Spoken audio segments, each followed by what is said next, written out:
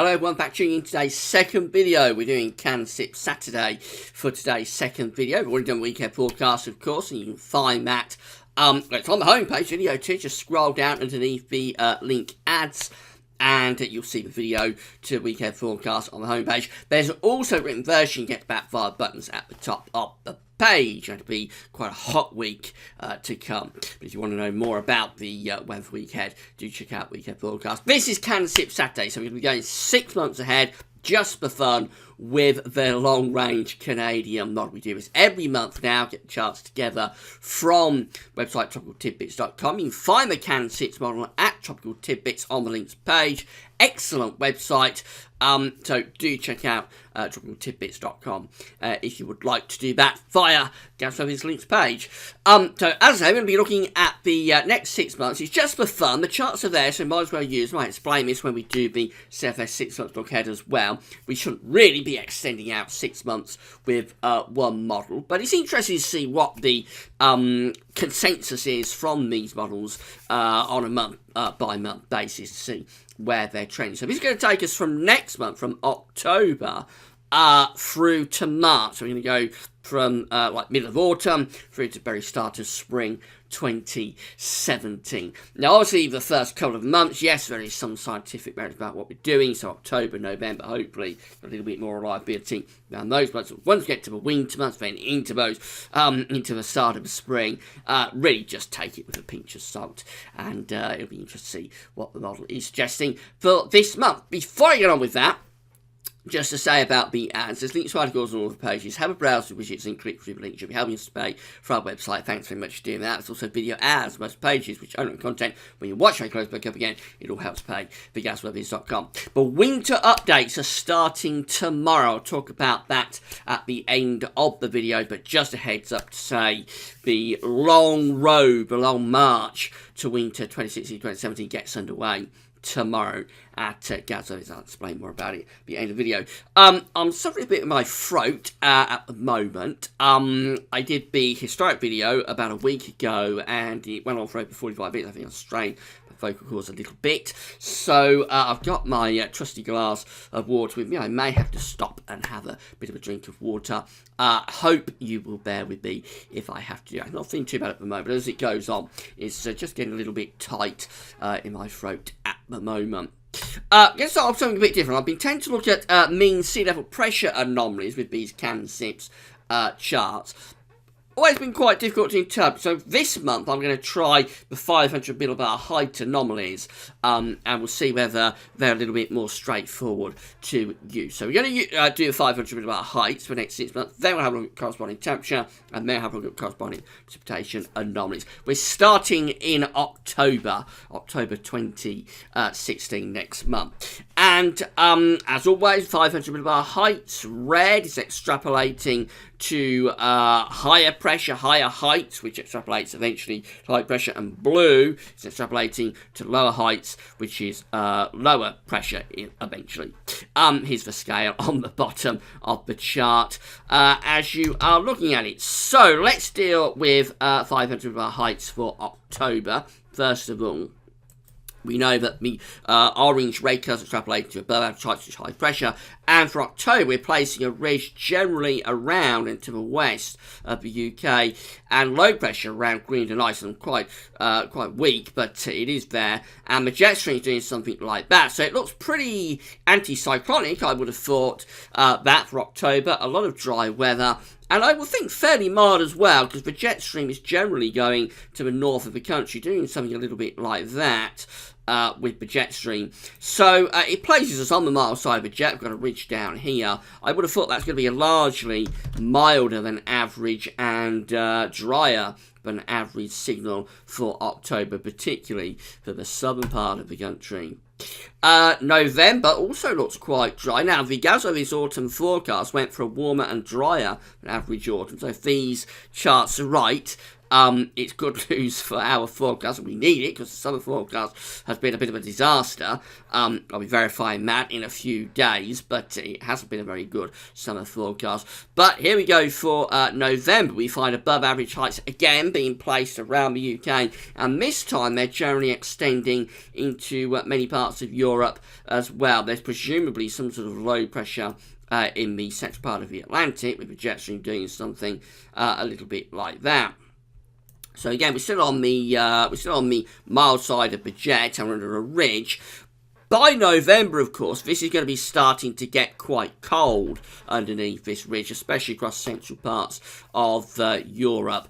If the ridge is centred a little bit to the south of us, so say around here, then of course we're going to be dragging up the air from the southwest. It'll be very mild. But actually, where the above average heights is, which is really across central Europe and then extending in, it's probably not going to be all that warm, really. You'll probably have a lot of frosty nights if the skies are clear, or maybe grey and pretty cool days. I'm not sure that's a tremendously mild position for that above average heights area to be in for November. But a lot of dry weather continues through into November.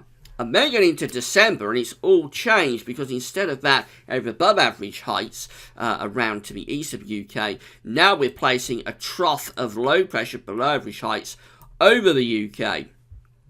And what we see actually is some above average heights developing to the north, which is quite interesting. It's perhaps a little bit of northern blocking there. It's not a strong signal, but certainly more in the way of higher heights to the north, and then a corresponding trough underneath it. Now, I wouldn't necessarily say this is a cold winter signal yet, but watch this space on that one, perhaps.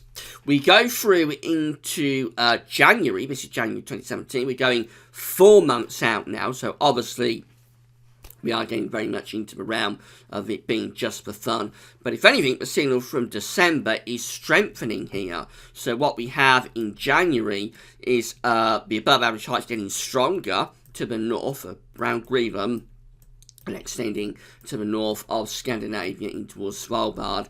And then we get this corresponding trough of low pressure deepening and pushing further south. So this really could be a coldish signal. Actually, you wouldn't be that far away. Maybe got to move this trough a little bit further southwards, but we certainly aren't all that far away. We're starting to entrench some quite cold air into that trough of low pressure that's around central and western parts of Europe. February, however, and this is going to 5 months away, so pinch of salt time, but February reverts to a more typical type pattern. Below average heights generally to the west of us, above average heights down across Spain and Portugal, extending into Central Europe, and a strong westerly jet stream, a westerly flow coming through like that. That looks Atlantic driven, and it looks mild there for February 2017. So quite interesting. December perhaps holds some cooler prospects, but it looks quite unsettled. January could be really quite cold if this was to come off, and then it reverts back to westerly Atlantic dominated weather for February. And then that continues into March. This is 6 months away, so I shouldn't really be showing you this. But the first month of spring shows, again, above average heights, generally to the west and to the south, below average heights around Greenland, and a westerly jet stream coming through like that. Atlantic driven and mild, a very early start to the spring. If that one was to come off, I would have thought. So now let's carry on with the temperature and precipitation anomalies that go with these 500 heights to see whether I've interpreted correctly. So we're going to start off again coming back to just next month, back to October. This should again in theory be the most reliable part of all of this. Remember, October is suggested to be quite anticyclonic, with high pressure generally close to, a little bit to the west of the British Isles. So looking at a different view now. This is the world view rather than just the Northern Hemisphere view. British Isles is just here in the far right hand corner of the chart as you are looking at it, or right hand side of the chart as you're looking at it. So temperature anomalies for October. coming out generally a little bit warmer than average in those yellow colours. Most of Europe looking quite mild as well, and most of North America also looking quite mild, interestingly. So both sides of the Atlantic are looking mild for October, and that makes sense with the position of the ridge. You would expect quite a warmish month there. Now, November is also looking milder than average in those yellow colours, and that's the case much of Europe as well.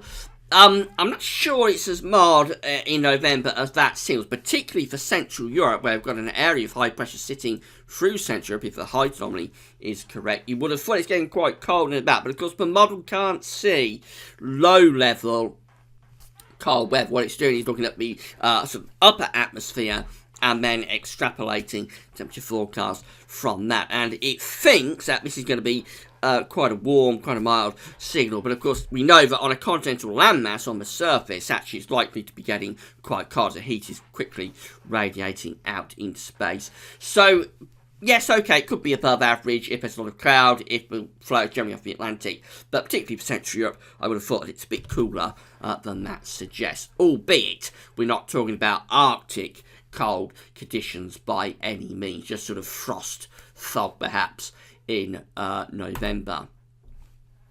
We go through to December. Now what's happening in December, remember, is that ridge is building to the north, so you'd expect above average temperatures up there. That's what the model is showing, and also over here. For us, I'll clear that away, and for us the temperature signal in December is average. Average temperatures being signalled there. So the model is seeing a bit of a cooling trend from October and November in December, albeit it's not going colder than average, but it is seeing something a little bit cooler there in December.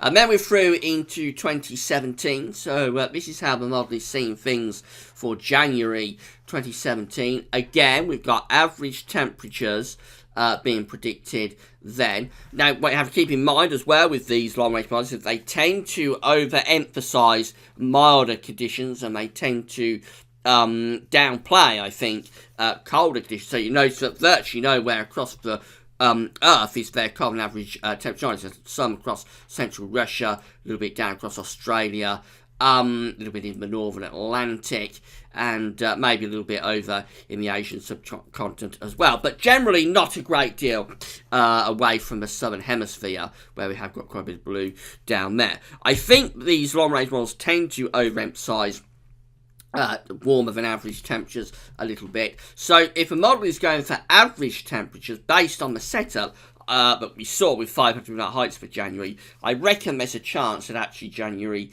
could come out colder than average. But then we go through to February, and that goes milder than average then. And I agree with that, because the scenario with 500 millibar heights was reverting very much to westerly, low pressure here, high pressure here, and the jet stream coming through like that. So, yes, that's fair enough. February goes milder than average in Atlantic-driven flow. 5 months away, so don't worry about it. And then March, 6 months away, we're coming out with average temperatures again. And this time, I would have thought that it could actually be a bit milder than that. That could be a bit pessimistic on the warmer than average side for March, because in March we've got the ridge somewhere down here, and low pressure centre back here, and the flow should be going something like that. So I would have thought a milder than average signal for March. Okay, let's have a look at the precipitation anomalies next. So again, coming back to October, this is how precipitation looks in October. More or less average to drier than average through most of the country, although to the far north is a bit wetter. That's because the jet stream is going through up there. But the ridge is centred around here, so most parts of the UK in October coming out average to drier than average. That's the case for November as well. Both these autumn months coming out with drier than average precipitation, and if one is correct, warmer than average temperatures. Get through into December. This is when the trough comes back big time, so it's going for a wetter than average month in December. That makes sense. We've got low pressure almost centred right over top of the country, and there is a signal for heights to be rising to the north, but not all that strongly. So I would have just thought very wet potentially, with near normal temperatures, which could at times be cold. Of course, it's December, so you could get some cold conditions, but it isn't a cold signal, particularly for December, just a very unsettled one. And then I think we do get a colder signal as we get through to January. So the wetter than average precipitation is more to the south, more around Bay of Biscay and Spain. For us, the precipitation is close to average. Notice this yellow around Iceland and also to the south of Greenland. Above average heights there would lead to drier than average precipitation anomalies. So I think out of all of this, January potentially is the one that holds the best prospect for something drier and something colder through the course of this winter. But remember, that is 4 months into the future and it's too far away, taking it seriously. February is quite interesting because it looked very Atlantic driven, so you would expect quite a wettish month. Actually, most of the Atlantic is coming out milder or coming out drier than average in February. So what's going on with that signal, I'm not sure. The 500 millimetre heights look really Atlantic driven, and I would have thought bouts of rain coming in off the Atlantic would be likely in February. And then in March, 6 months away, so just for fun, but March comes out with average precipitation. Again, you can see the setup. It's a drier than average down here. It's wetter than average up here, which you will think is bringing the winds in from a west or southwesterly direction. Not a great deal to go on if you want cold weather. The 2 autumn months looking mild and dry, but the latter part of the winter, also in early spring, looking quite mild, Atlantic driven. Just December and particularly January possibly hold out something wetter, and particularly for January, something colder as well. Now, do you want to see what model it is doing in terms of ENSO before we go?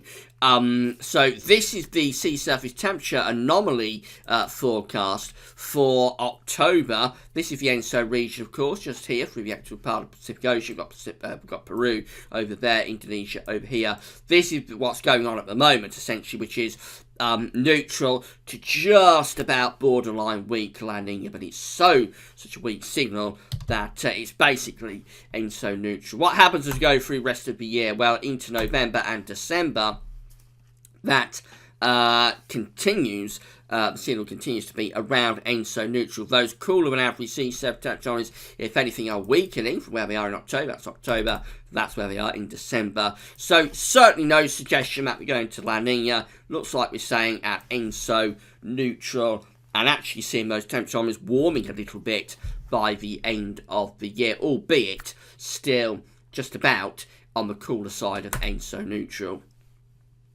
This is January, no change there. Into February, no change either. Just sticking around ENSO neutral. And then we get to March, which of course is as far as I should go. But I'm going to go on. And in March, we're still more or less in ENSO neutral condition. What about as we go through the spring? Look at this. We had a signal last month that CANCIPS wanted to generate a new El Nino, a new warm event by next summer.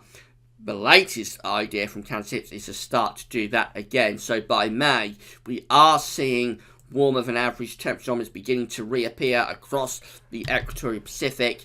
And then we go through into June, on into July, through to August, a year away. And look at that. We've got a new El Nino event unfolding across the equatorial Pacific Ocean. It's a fairly weak one, but of course this is really early days, and it could be strengthened if an El Nino does develop. Equally, the model could be going off on a tangent, and we might not have El Nino at all next year. It's very difficult for these models to predict ENSO condition. and I'd just say take that with a pinch of salt. But if we do get an El Nino next summer, remember where you heard it first. So coming back to a more reliable time frame, which is the next couple of months, it looks like the Canon 6 model wants to have a lot of dry weather this autumn. That's a very strong signal for a dry October and a dry November. Temperatures, both autumn months coming out warmer than average as well, so warmer, drier for the rest of the autumn. We get through into the winter. December, big change takes place from November to December, with a lot of wet weather signalled for December, and possibly quite cool as well. And then January, that's the one that holds out the greatest prospect for something colder, but it's too far away to get excited about. We'll do a new Can Sips Saturday next month, of course. And tomorrow, as I said at the start of the video, the winter updates are beginning. So, update 1 of 2016-2017 winter updates will be with you at Gazweather's tomorrow from 10 a.m. It'll be on the homepage first of all, and then later on in the day, it'll be put on the winter updates page with a written summary of everything that we discussed. So, just a few more hours, and those winter updates get going. Right, that's all for now. Thanks for watching.